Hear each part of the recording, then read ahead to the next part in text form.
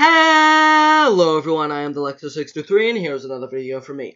Today we are going to be reviewing Austin Powers, The Spy Who Shagged Me. This is the second film in the beloved Austin Powers trilogy, and it's a pretty good one as well.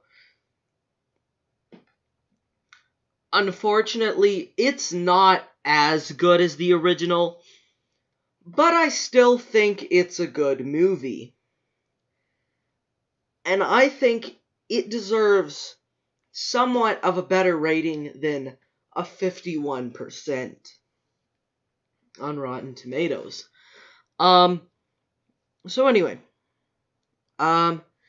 today we're gonna talk about Austin Powers 2. So basically, this film begins where the last one left off, with Dr. Evil in space inside the giant big boy and basically going back to Earth.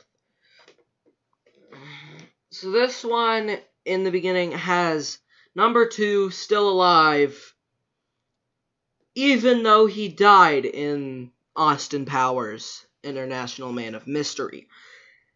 Why is that?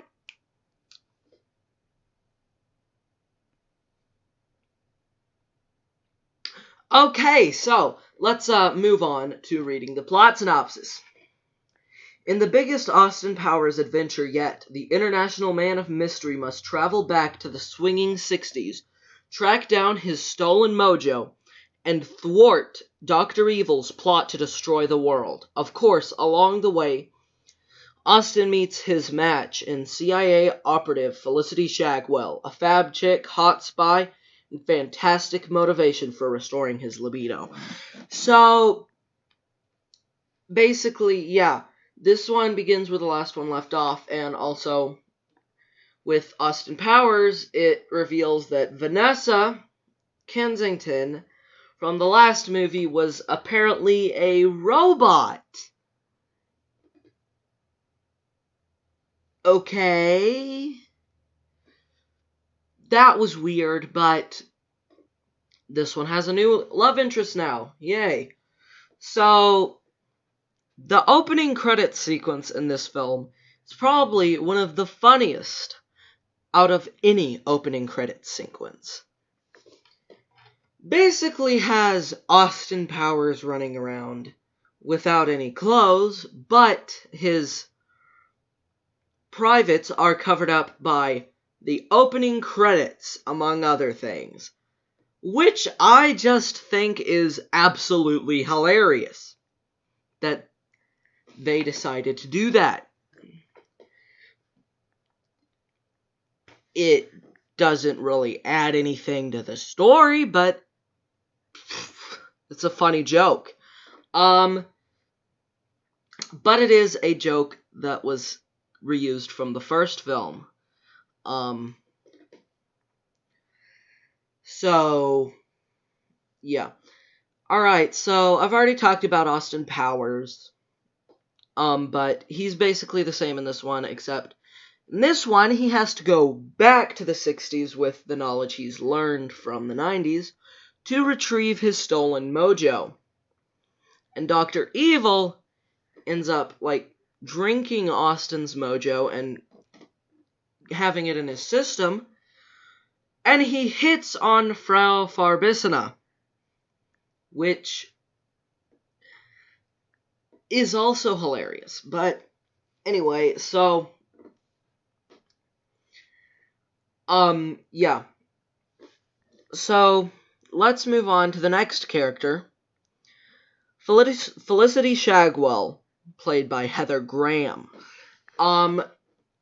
Heather Graham does deliver a good performance in this one. The writing on this one, it's kind of, I don't think it's as good, especially with one of the jokes that I'm not going to talk about. Just got really uncomfortable, and I really would have rather skipped it than had to watch it, but I had to watch the full movie to see if there was anything else in that scene. So, yeah, Felicity Shagwell is basically the love interest for Austin Powers. That's pretty much her only character. She is from the 60s because Austin travels back to the 60s, and yeah, I don't think she's as good of a character as Vanessa Kensington. So next, I don't know if we talked about Basil Exposition in the last one, but he's basically like the head of the agency, and he delivers exposition. So yeah. So, as I said again, number 2 is somehow still alive. How exactly, you might ask? I don't know. But he's alive in the beginning, and apparently while Dr. Evil was gone for I don't know, I think 2 years, he bought Starbucks. Wow. So yeah, basically, Dr. Evil also travels back to the past with the stolen mojo, and then the younger number 2 is played by Rob Lowe. I like Rob Lowe. He is in some films that I like a lot. Like Tommy Boy is the only other thing that I've seen Rob Lowe in. That is actually very sad. But yeah, he's basically just number 2, just younger. And he's in it longer, so if you don't like Rob Lowe, then you might not like that part of the film. Also, Will Ferrell's Mustafa also shows up in this film in the 60s, and it is hilarious, because of the fact that he will tell you any information you need to know. You just have to ask the question 3 times. I just thought that was redundant and dumb, but it was funny. So, let's move on to Scott Evil, played by Seth Green again. Reprising his role, Seth Green once again does a great job as Scott Evil. And he has a sort of bigger role in this because in this one, he kind of wants his father's affection as opposed to pushing it away like in the first one. So basically, he's trying to compete with Mini-Me. Speaking of, Mini-Me, played by Vern Troyer. So Mini-Me is basically a clone of Dr. Evil that was created by, I think, Frau Farbissina. And Mini-Me acts like a baby. Like, for example, he doesn't say actual words, but he can write, though, so he is literate. Also, he goes insane over chocolate and will go on a murderous rampage to try and get it. He also beats up Austin Powers. And, even after Austin slamming his head against, a metal pillar, he's still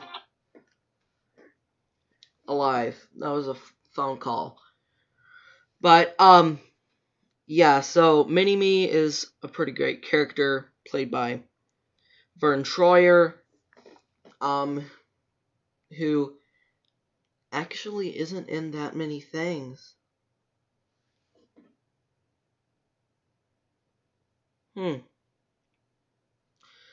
Well, anyway, that is my review of Austin Powers, The Spy Who Shagged Me. This second installment in the franchise wasn't as bad as some other sequels,